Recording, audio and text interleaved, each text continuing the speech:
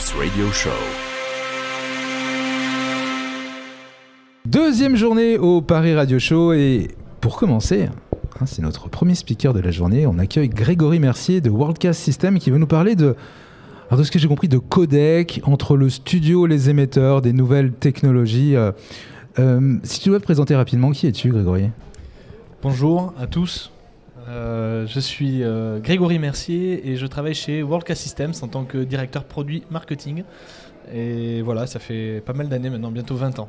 Donc là, tu vas nous présenter quoi ? La nouveauté ? Alors, un codec un peu nouveau ? Oui, donc c'est un peu compliqué de premier abord. C'est toute la chaîne de diffusion entre les studios jusqu'à l'émetteur. Et on va voir comment optimiser tout ça parce que ça représente des coûts importants. Il y a aussi des enjeux de qualité. Donc on va essayer de démystifier et de simplifier tous ces aspects. Eh bien écoute, je te laisse attaquer ta présentation. Merci beaucoup. À tout à l'heure. À tout à l'heure. Donc nous allons présenter aujourd'hui, comme je le disais, les clés d'une diffusion FM optimisée. Et donc avec APT-MPX. Donc APT-MPX, nouvelle technologie, mais j'y reviendrai tout à l'heure dans le détail. On va commencer simplement parler de Worldcast System très rapidement. Worldcast System, c'est une société qui se compose de 4 marques. Vous avez une marque qui s'appelle APT qui se consacre principalement à la fabrication de codecs audio sur IP. Donc c'est les appareils qui permettent de transporter le son entre les studios et les sites de diffusion, mais aussi entre les studios. Ensuite Ecréso, donc marque très connue et leader mondial des émetteurs FM, avec une gamme qui va de 100 watts à 10 kW et assez innovant, je dois dire. Et donc on va en reparler tout à l'heure parce que ils font partie évidemment de l'optimisation de la chaîne FM. Audemat, troisième marque et la marque initiale du groupe Worldcast, je dirais. Donc dans cette marque-là, vous avez des codeurs RDS, vous avez également des appareils de surveillance et des appareils de mesure, test et mesure, FM et également DAB. Enfin, quatrième marque, c'est Kibio. Kibio, donc là, c'est des logiciels, enfin un logiciel, plus exactement, de gestion et de centralisation. Qui permet de surveiller un réseau complet, que ce soit les émetteurs, les codecs, les consoles. En réalité, n'importe quel appareil IP, on peut le surveiller et centraliser tout ça dans des tableaux de bord. Voilà, avec une spécialisation média plus globale, pas uniquement radio, ça peut être aussi de la télévision par exemple. Alors, le planning de cette présentation, très rapidement, donc on va aborder la chaîne de diffusion FM. Pour ceux qui ne connaissent pas bien tous les détails, vous inquiétez pas, on va partir de zéro. Donc ça va être assez simple, mais si vous connaissez bien, vous allez voir aussi des améliorations, des optimisations à tous les niveaux. Ça sera d'ailleurs le deuxième aspect de cette présentation. Et on va utiliser évidemment APT-MPX, comme le titre l'indique. Et dans la dernière partie, on va parler virtualisation. Donc on va utiliser davantage de logiciels, moins de hard, et on va voir comment tout ça peut fonctionner de manière très concrète et pour faire des économies d'échelle. Alors on va commencer par le début, la chaîne de diffusion FM, avec un schéma tout simple. On ne peut pas faire plus simple.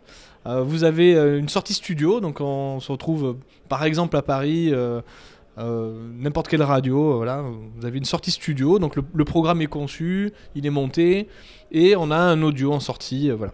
Donc cet audio-là, il va falloir, si on veut le diffuser par exemple à Bordeaux, moi je suis à Bordeaux, il va falloir le transporter jusqu'à Bordeaux déjà. Donc nous on a un site qui s'appelle Bouliac à Bordeaux avec des grandes antennes, et donc c'est là où il y a tous les émetteurs. Donc il faut déjà que l'audio arrive jusqu'à ce point-là, et pour ça on va faire un transport. Alors en général, aujourd'hui on va le faire par IP, mais vous avez différentes formes de transport, ça peut être aussi par satellite, voilà, il y a différentes méthodes.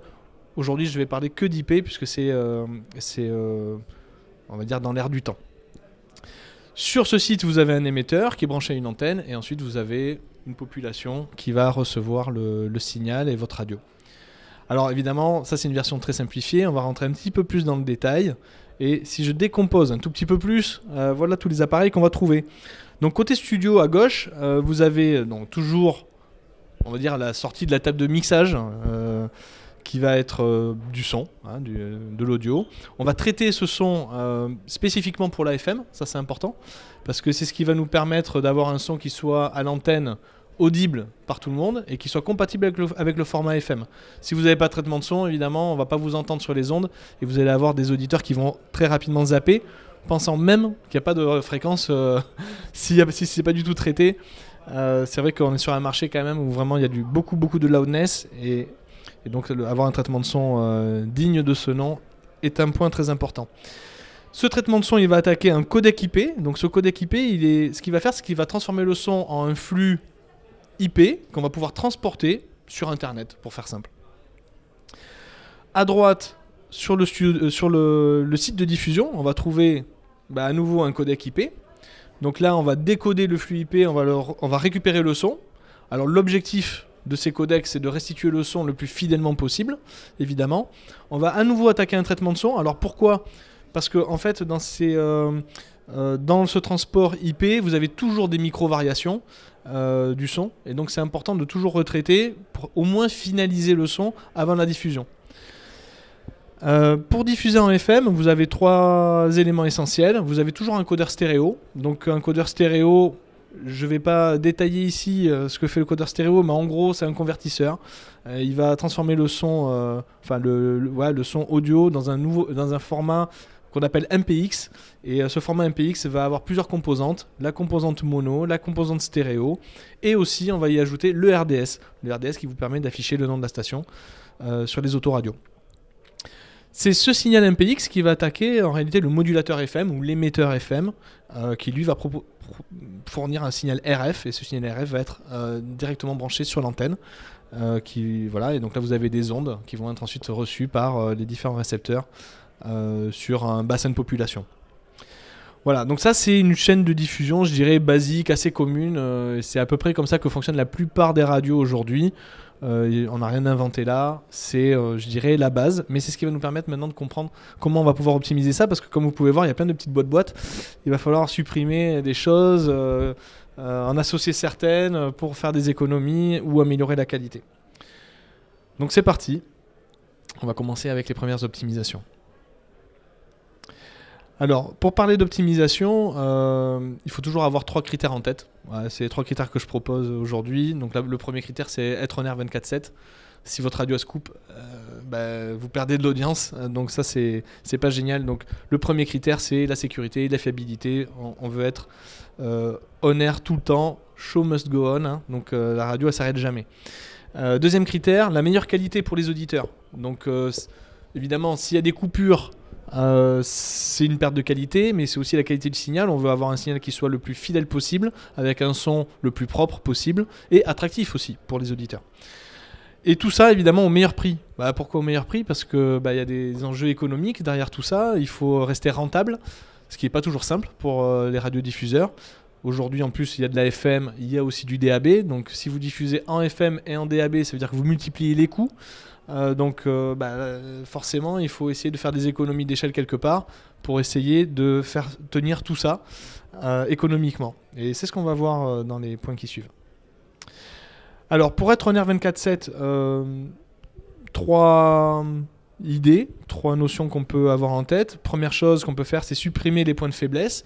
Donc ça peut être réduire le nombre de composants. Tout simplement, si un composant casse dans un des produits, ça peut remettre en cause toute la diffusion. Donc ça, évidemment, c'est pas positif. Donc dès qu'on le peut, on va essayer de supprimer des composants. Évidemment, on peut pas tout supprimer, mais on va essayer en tout cas de les réduire. On va réduire le matériel. On va simplifier la chaîne aussi, essayer d'avoir le moins d'étapes possible. Quand on est obligé d'avoir du matériel et qu'on ne peut pas le supprimer, on peut essayer de le redonder. On va doubler les éléments pour avoir de la sécurité. Et on va aussi, derrière tout ça, surveiller, notifier en cas de panne le technicien pour intervenir sur site le plus rapidement possible.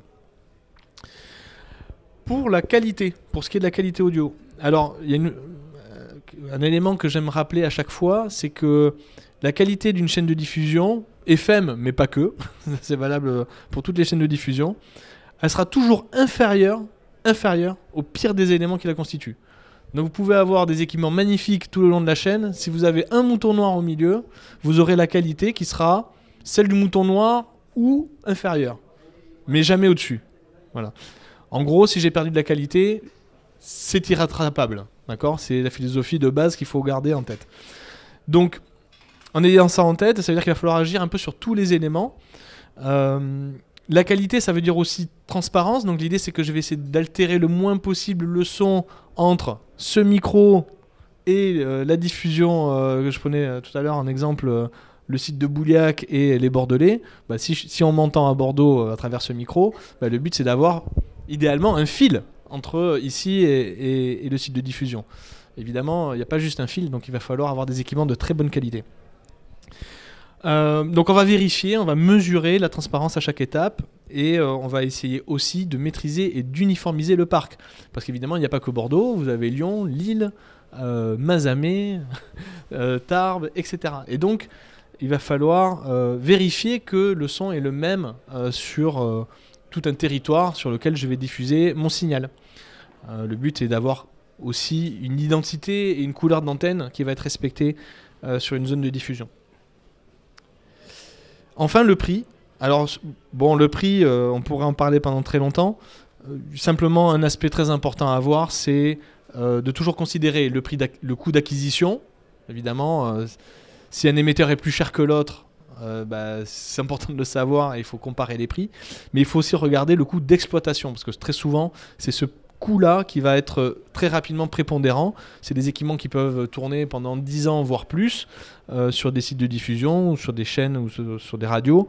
Donc là, on regarde le prix d'achat, mais aussi le prix de l'installation, le refroidissement des équipements, la consommation, la consommation électrique notamment, la bande passante aussi sur le réseau, la durée de vie, est-ce que mon équipement va durer 5 ans ou 20 ans, et aussi le support, la maintenance. Est-ce que si j'ai un problème, j'ai quelqu'un que je peux appeler, ou est-ce que c'est une société lointaine sans support technique. Bon.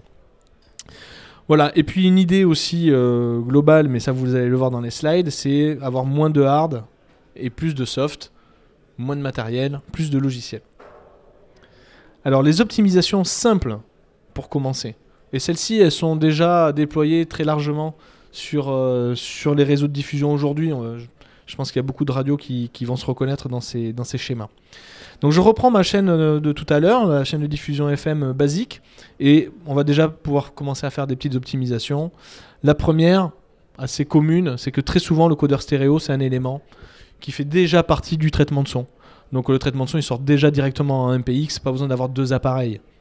Voilà, ça c'est la première optimisation. Deuxième optimisation, vous avez des traitements de son qui existent aujourd'hui chez divers fabricants et qui contiennent déjà un codeur RDS. Alors, bon, il y a différentes formes de codage RDS. Si vous avez du codage RDS complexe, vous ne pourrez peut-être pas le faire, mais dans la plupart des cas, c'est possible. Et déjà, vous avez remplacé 3 équipements par un équipement. Et donc ça, déjà, c'est un gros avantage. Depuis 2011-2012, chez WorldCast Systems, on a développé un modulateur FM numérique.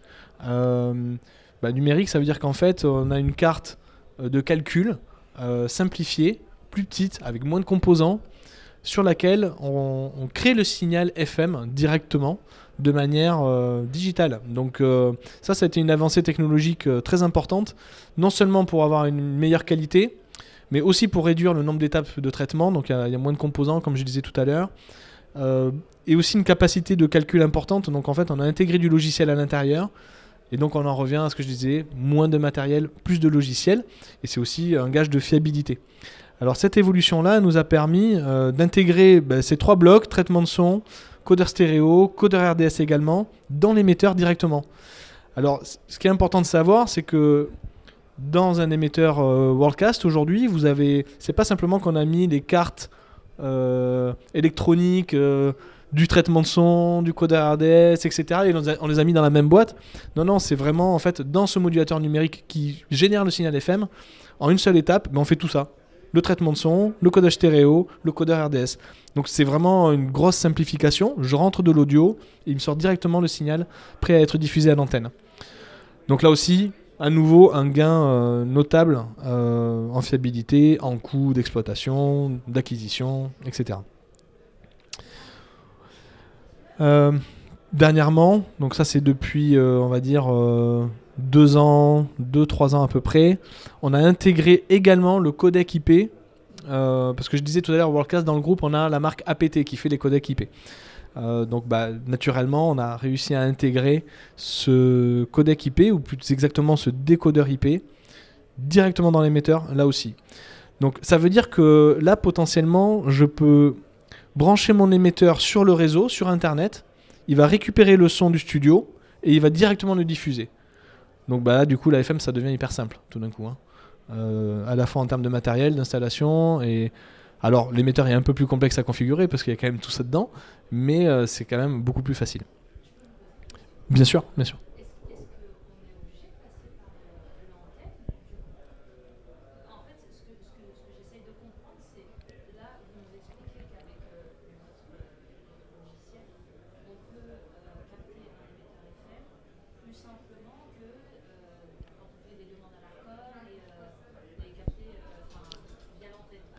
Alors pas exactement.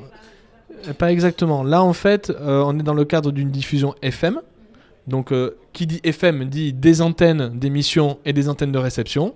Voilà, donc l'antenne que vous avez sur le toit de la voiture, et je vais capter, voilà. Donc ça, on est en FM, là rien ne change.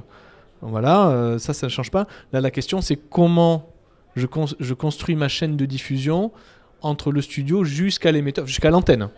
Voilà. Donc il n'y a pas de nouveau logiciel pour capter différemment la radio. C'est simplement du logiciel pour simplifier toutes les étapes pour diffuser en FM. À la fin, il y a toujours l'antenne. Voilà, un trajet plus direct. Et surtout, à la fin, vous avez l'antenne. Et il y a toujours un matériel. Parce que l'antenne, on ne peut pas la remplacer par un logiciel, malheureusement. Par exemple. Par exemple. Alors, dans cette chaîne de diffusion, on a parlé de transport audio sur IP, donc c'est l'audio, c'est le son qu'on transporte du studio jusqu'à l'émetteur. Aujourd'hui, on a une nouvelle tendance, depuis maintenant quelques années, qui est de transporter, au lieu de transporter l'audio, c'est de transporter le MPX. Donc le MPX, c'est un signal dont on a parlé tout à l'heure, qui est en fait le signal qui est modulé en FM, hein, donc c'est celui-là qui est utilisé. On va voir ce que cela peut apporter, des avantages et aussi des inconvénients, aussi les questions qu'il va falloir se poser, les enjeux, comment on va résoudre ces points-là. Si je reprends la chaîne de tout à l'heure, donc je mets à part le codec IP à nouveau. Donc j'ai mon studio, mon traitement de son, mon codec IP qui envoie ça sur Internet, sur un réseau IP quel qu'il soit. Sur le site, je décode avec mon codec IP. Et ensuite, j'ai mon super émetteur avec un traitement de son, codage stéréo, codage RDS et modulation FM et l'antenne. Alors, si je transporte du MPX, forcément, ce que ça veut dire, c'est qu'il va y avoir des changements importants. Je vais avoir mon codage stéréo en fait, qui va se faire au studio et non plus sur le site d'émission. Vous voyez, le codage stéréo, maintenant, il est côté studio.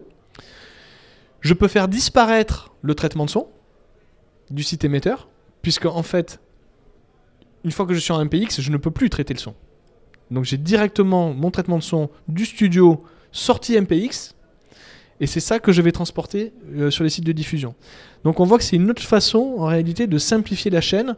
Donc je vais avoir un petit peu plus d'éléments au studio, mais je vais simplifier mes sites de diffusion. Ce qu'il faut avoir en tête, c'est qu'en général, vous avez beaucoup de sites de diffusion et très peu de studios. Par exemple, j'ai un studio à Paris, et je diffuse partout en France. Donc vous avez compris que peut-être je peux avoir des réseaux avec 100 sites de diffusion pour un studio. Donc je m'en fiche un peu de complexifier mon studio, c'est pas grave, même si le coût du studio est plus important. Si j'économise un tout petit peu sur chaque site, en réalité je fais une très grosse économie.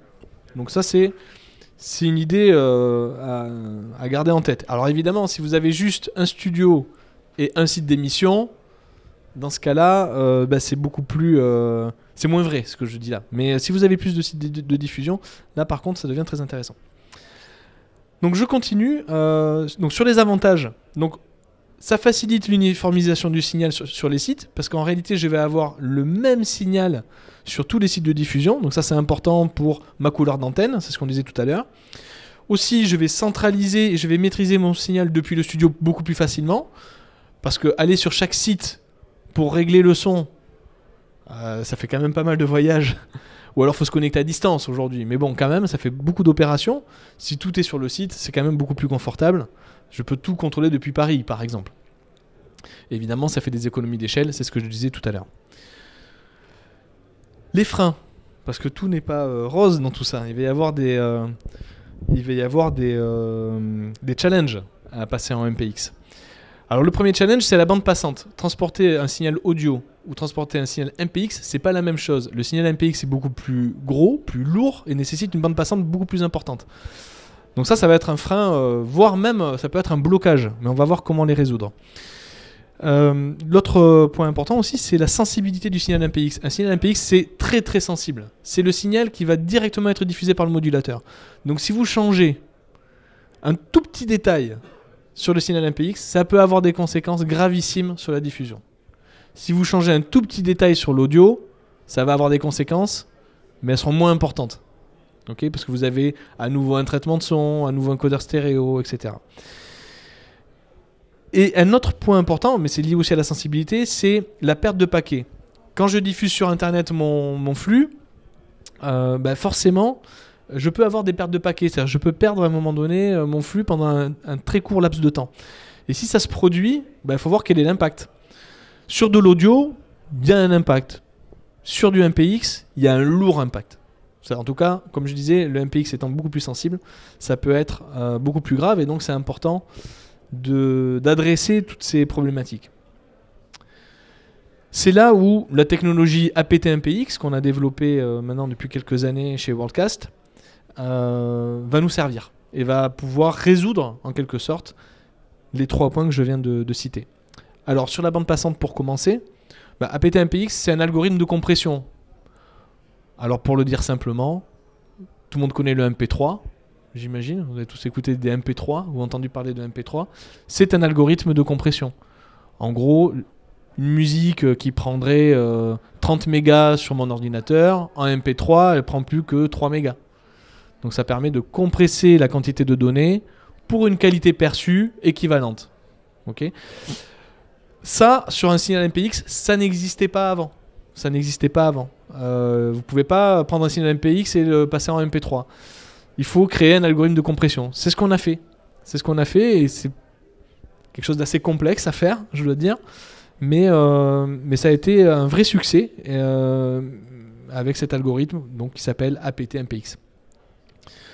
Alors ici, je ne rentrerai pas dans les détails trop techniques, mais l'exemple que je donnais tout à l'heure entre l'audio linéaire qui va prendre 30 mégas et l'audio en MP3 qui va en prendre que 3 mégas, donc on va avoir un facteur de 1 à 10 entre les deux. Sur le MPX, c'est encore plus important, parce qu'un signal MPX, c'est beaucoup plus lourd que de l'audio. En gros, c'est, on va dire, 2,5 fois plus lourd de transporter du MPX linéaire que de transporter de l'audio linéaire. Quand je dis linéaire, ça veut dire sans perte, sans compression. Donc évidemment, il faut un algorithme hyper intelligent pour arriver à réduire toutes ces informations-là. C'est ce qu'on a fait avec APT-MPX. Et donc ici, je balaye rapidement les évolutions qu'il y a eu ces dernières années. On a d'abord créé un algorithme qui permettait de passer de 4 mégabits seconde à en dessous du méga. Donc là, on a 900 kilosecondes. Ça, c'était en 2020. Ensuite, on a créé une nouvelle génération d'algorithmes, une nouvelle version avec 3 nouveaux formats. Un format 300, un autre à 400 et un autre à 600 kilobits seconde. Donc là, vraiment, on descend pas... On descend en dessous du méga, mais on est carrément à des taux d'échantillonnage qui sont vraiment assez faibles et qui sont comparables à ce qu'on trouve dans l'audio. Donc ça rend possible le transport MPX à moindre coût, clairement. Et en 2025, cette année, nous sortons à nouveau une mise à jour qui va permettre de transporter en plus la porteuse RDS dans l'algorithme directement. Le 900 kg va disparaître parce que le 600 est meilleur. Il est meilleur en qualité et il est meilleur en bande passante. Donc le 900 n'a plus d'intérêt. Voilà pour les évolutions sur la bande passante. Alors évidemment, quand on réduit comme ça la quantité de données, on se dit ok, mais alors le signal, la qualité, forcément, elle est impactée. Et j'avoue que moi-même, avant de le voir de mes yeux, je n'y croyais pas du tout. Et il était clair pour moi qu'un signal de 300 kilobits seconde en MPX, ça allait être probablement de la bouillie ou quelque chose, en tout cas, qui n'allait pas trop me plaire. Voilà. Bah non, en fait, on arrive à faire des choses vraiment, vraiment impressionnantes. Et donc, voilà, le premier aspect, c'est la transparence, évidemment. Et APT-MPX, c'est vraiment imperceptible. Alors, imperceptible, attention, quand je dis imperceptible, il faut faire le test en double aveugle, parce que le cerveau nous joue des tours. Donc, si vous écoutez du APT-MPX en 600K et que vous le comparez avec du MPX linéaire, en double aveugle, aucun humain ne fera la différence entre les deux, je vous le garantis, même aucun expert. Si vous descendez à 400, surtout à 300, alors là, quelques experts dans des bonnes conditions d'écoute très particulières et connaissant l'algorithme et ses effets, pourra peut-être détecter, pas toujours, mais pourra détecter éventuellement les effets de la compression. Mais il faut vraiment avoir de très bonnes conditions et avoir une paire d'oreilles armée. Quant aux auditeurs, eux, je peux vous garantir qu'ils n'entendront pas la différence ni à 300, ni à 400, ni à 600, ni en linéaire. Et bon, c'est assez magique, je dois dire, mais ça marche super bien. L'autre point aussi, c'est la qualité de signal. Vraiment, si on mesure à ce moment-là, les caractéristiques du signal sont vraiment inchangées. Donc là aussi, c'est assez impressionnant. Toutes les sous-porteuses, donc toutes les composants du signal MPX sont conservées, et surtout la déviation. Ça, c'est un point très important en FM. Pour ceux qui connaissent un peu la technique, la déviation, c'est un élément qui est surveillé en plus par l'autorité de régulation, donc vous devez respecter ça. Et donc vous voulez que votre compression ne modifie pas la déviation. Et là, vraiment, c'est le cas avec cet algorithme de façon très transparente et sans traiter le son, sans ajouter de limiteurs ou de choses de ce type. Tout ce que je viens de dire est valable pour tout type de programme, y compris les plus sensibles. Vous pouvez prendre Radio Classique, voilà, et y compris les programmes ultra traités, commerciaux, etc. Comment on y arrive ? Sans rentrer dans trop de détails techniques, vous avez deux types d'algorithmes. Vous avez des algorithmes psychoacoustiques, comme le MP3, c'en est un. Donc en fait, il va identifier quelles sont les fréquences que vous ne pouvez pas entendre parce qu'elles sont masquées par d'autres. Donc c'est des phénomènes psychoacoustiques. On joue là-dessus pour enlever des données. Et donc il y a une perte de qualité, une perte d'information en tout cas dans le signal. Et on fait le pari que ça ne sera pas perçu par l'auditeur. Et vous avez une autre catégorie d'algorithmes, c'est ce qu'on utilise ici, qui est prédictif. Et donc ces algorithmes-là de compression, ce qu'ils font, c'est qu'ils font une prédiction sur le prochain échantillon audio. Ils se trompent, mais de très peu. Et on ne code que l'erreur. Donc le prochain échantillon, je fais une prédiction que ça va être une valeur, je dis une bêtise, 9. Okay. Il se trouve que c'est 8,9 la réalité. Ce que j'envoie comme information, c'est le 0,1 de différence. Et le décodeur fait la même prédiction et il a l'erreur qui est reçue, donc il sait de comment il faut qu'il se corrige. Donc voilà, donc forcément, on transmet qu'une information très limitée et on retrouve un signal parfait, quoi, quasiment parfait. Donc ça, c'est juste pour mentionner les deux types d'algorithmes. C'est quand même important parce qu'on est sur un algorithme vraiment qualitatif avec APT-MPX. Si vous voulez aller plus loin, si vous voulez écouter même, vous avez des contenus à disposition sur le site de Worldcast Systems. J'ai mis le lien ici, worldcastsystems.com/aptmpx tout en minuscule. Vous mettez votre mail, vous vous enregistrez, vous accédez à une démo où il y a des contenus qui sont enregistrés en audio. Évidemment, tous les contenus c'est moi qui les ai enregistrés, donc je vous garantis sur parole que c'est toute une chaîne complète diffusée avec APT-MPX ou pas. Et vous pouvez comparer les deux avec différents formats de compression. Et vous écoutez tout ça, évidemment, c'est pas du streaming. Vous téléchargez les fichiers, vous pouvez vraiment les écouter et comparer. Donc ça, vous verrez, c'est vraiment bluffant. Un autre aspect, c'est la résilience aux pertes des paquets. Donc j'en parlais tout à l'heure, on transmet tout ça sur Internet ou sur un réseau IP, donc il faut adresser ce point-là, c'est important. Avec APT-MPX, chaque paquet de données correspond à un contenu. Il n'y a pas de paquet clé. Dans d'autres algorithmes, vous avez des paquets qui sont des paquets clés. Si vous le perdez, vous ne pouvez plus décoder les paquets qui suivent pendant un laps de temps, jusqu'au prochain paquet clé. Et ça peut durer 200 millisecondes par exemple. Donc là, 200 millisecondes, l'auditeur va l'entendre, qu'il y a un trou. Parce que vous avez perdu ce paquet-là.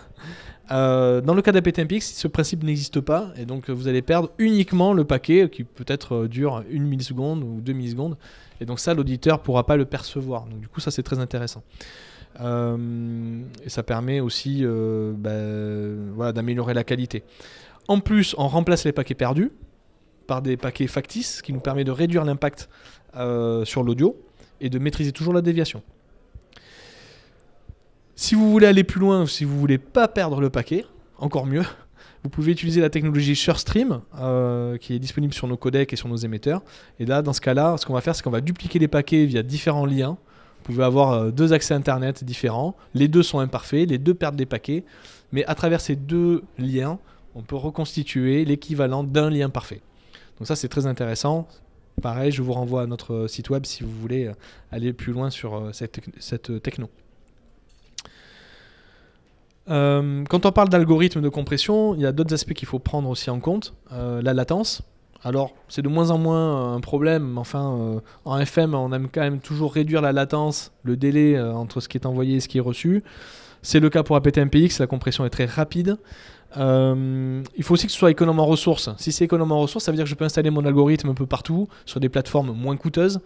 Et c'est le cas ici avec APTMPX, puisque ça consomme...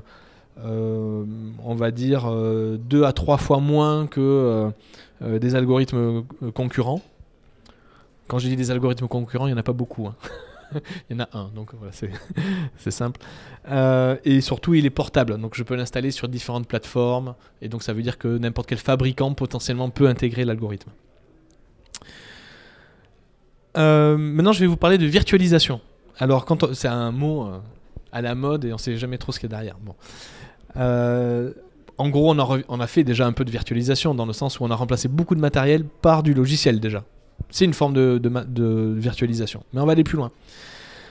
Ici, j'ai une paire de codecs APT qui sont des codecs matériels. Donc, c'est des châssis 1U. J'ai une boîte au studio et une boîte sur chaque site émetteur qui sont représentés ici avec le petit APTMPX en dessous. C'est du matériel. Très bien. Première amélioration, on l'a vu tout à l'heure, c'est que je peux avoir APTMPX directement dans l'émetteur. Sous forme logicielle. Donc à ce moment-là, j'ai supprimé. C'est une forme de virtualisation. C'est du logiciel dans l'émetteur en lieu et place d'un matériel. Première amélioration. Deuxième amélioration, et là on commence à mettre un doigt un peu plus dans la virtualisation au sens où on l'entend habituellement, c'est que le codec que j'ai au niveau du studio, je peux simplement installer un logiciel APTMPX sous Windows directement. Donc ça c'est aussi une forme de virtualisation assez simple. En fait, j'ai un simple logiciel que j'installe sur Windows plutôt que d'avoir un matériel.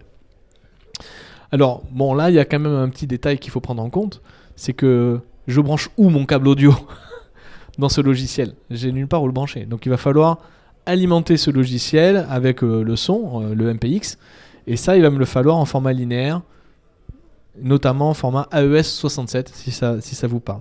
Donc il va falloir trouver un codeur stéréo et ou un traitement de son qui me fournisse cette sortie compatible. Sinon évidemment je vais avoir un petit problème.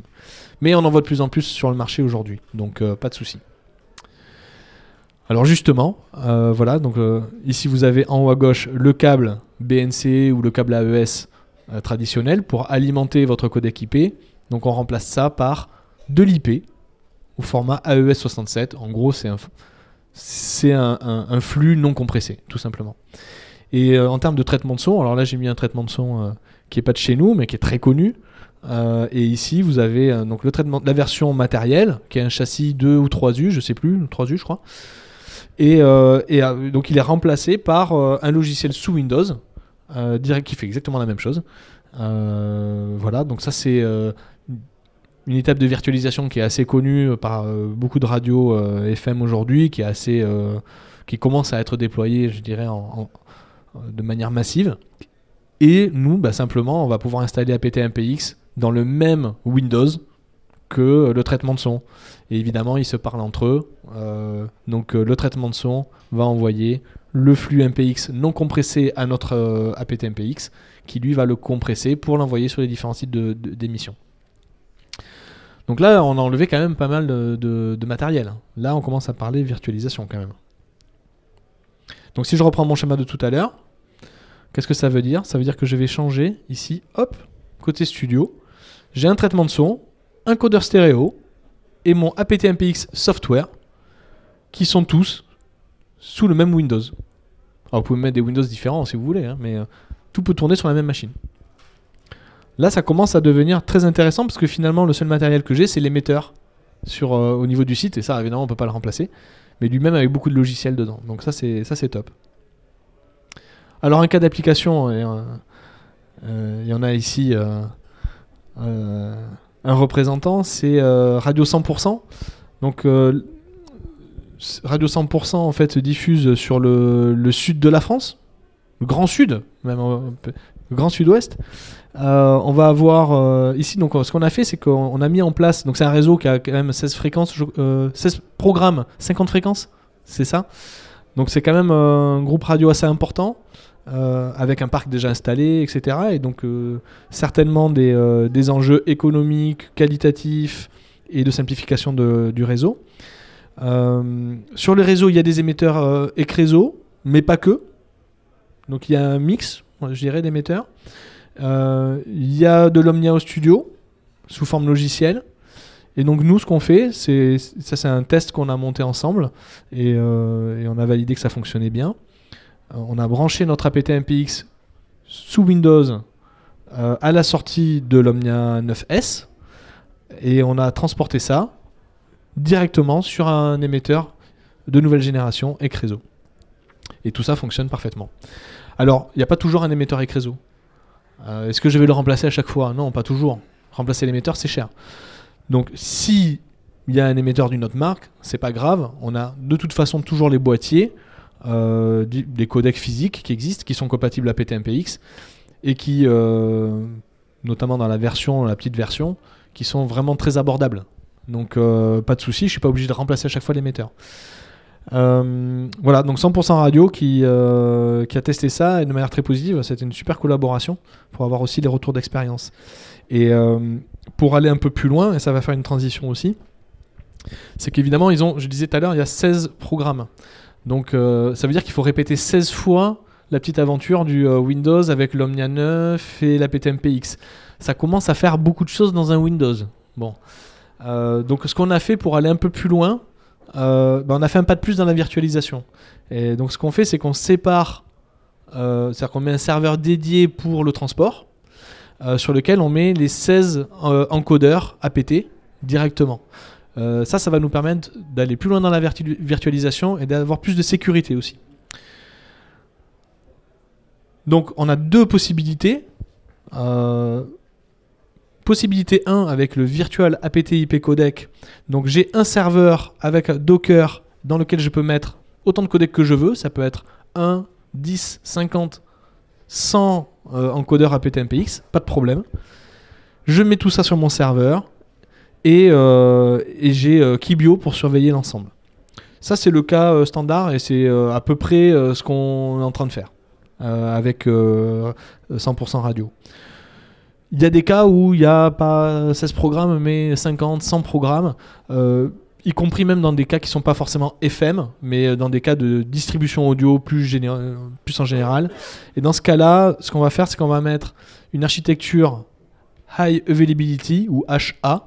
C'est des technologies utilisées par Google notamment pour rester tout le temps opérationnel, avec des taux de disponibilité de 99,999%. Et là, en fait, on va installer 3 serveurs. Et en fait, il y a un déploiement Kubernetes qui va permettre d'avoir les codecs déployés sur les différents serveurs.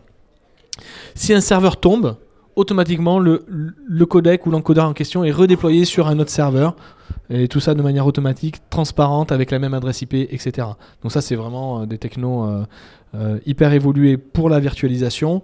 Et c'est des technos qu'on maîtrise chez Worldcast et donc on peut installer potentiellement pour des radiodiffuseurs.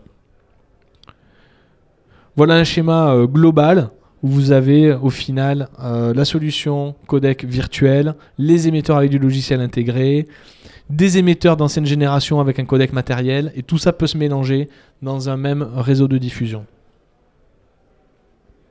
Voilà, ça c'était un exemple simplement pour mentionner des cas de distribution très avancés, pas seulement de radio FM, mais aussi de distribution entre différents studios. Donc ça c'est un cas d'application qu'on a eu au Japon par exemple. Donc je ne sais plus combien de studios il y a, mais c'est une quantité assez folle. Chacun peut prendre la main et tout le monde peut écouter n'importe quel studio. Donc ça fait énormément d'allées et venues et de différents codecs, et tout ça est fait logiciellement évidemment. Voilà, donc les avantages, pour les rappeler, donc c'est les économies, le taux de disponibilité, c'est évolutif, parce que si je veux ajouter un codec, c'est très facile, c'est juste un logiciel en plus. Et c'est compatible avec les solutions anciennes ou existantes, anciens émetteurs, codecs existants. Voilà pour cette présentation. Si vous avez des questions-réponses, je suis à votre disposition. On arrive avec le micro, parce que comme tout est enregistré, c'est quand même bien si on a les micros des questions.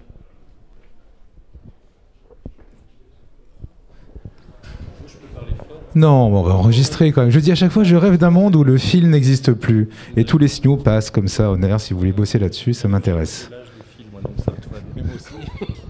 Bonjour, Stéphane Blanc-Molière, TDF. J'ai 3 questions.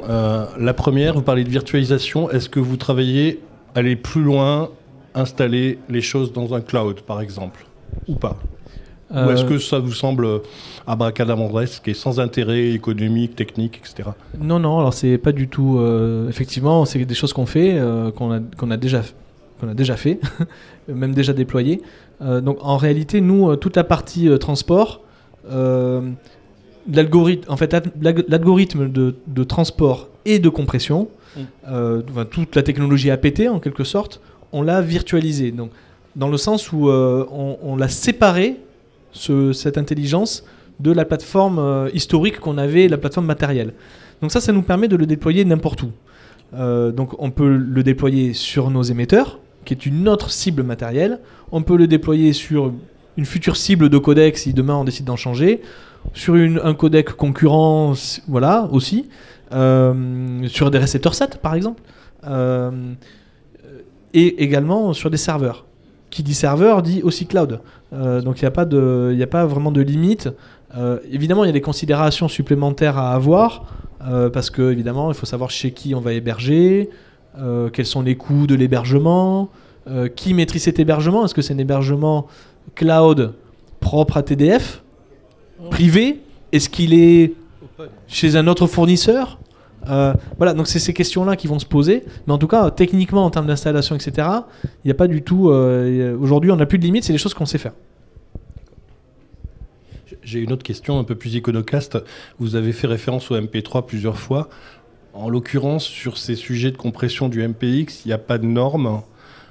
Vous avez évoqué 2 solutions, grosso modo, en ce moment. Est-ce que vous pensez qu'on va tendre vers quelque chose qui pourrait se normaliser, ou est-ce que c'est vraiment beaucoup trop quelque chose de propriétaire, où vous avez une qualité à défendre avec votre produit?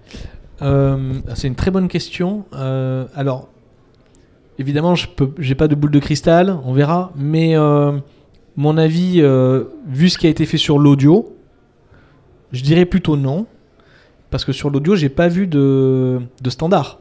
Il y a des standards. En fait, on peut faire parler 2 codecs différents entre eux en audio. Nous, on sait le faire aussi. On sait décoder un digigramme, comme différents fournisseurs comme ça. On arrive à se parler. Mais c'est à chaque fois, l'encodage et le décodage sont toujours spécifiques. Quant au format standard, il n'y a pas de standard. Ça peut être MP3, ça peut être... tous ces formats restent propriétaires. Assez propriétaires, il y a des licences, etc. Donc, je pense pas que sur le MPX, qui est une niche encore plus petite, on arrive à obtenir des standards. Aujourd'hui, vous avez deux fabricants, enfin deux algos, Micro MPX et APT MPX. Chacun fonctionne assez différemment. Franchement, ça serait pas très logique ni très juste que APT MPX soit un standard officiel ou que Micro MPX soit un standard officiel. Les 2 existent, c'est une concurrence de bonne guerre, je dirais. Chacun compare et utilise ce qu'il souhaite. Nous, on a nos avantages, j'en ai parlé. Mais non, je pense pas, malheureusement, qu'il y aura un standard entre les 2. Eh bien, merci beaucoup, Grégory. Pour continuer la discussion, on se retrouve à l'espace Le Loft sur votre stand. Vous avez aussi pas mal de petites choses aussi à montrer, voilà, pour merci beaucoup. Continuer la discussion. En tout cas, merci. Grégory, merci.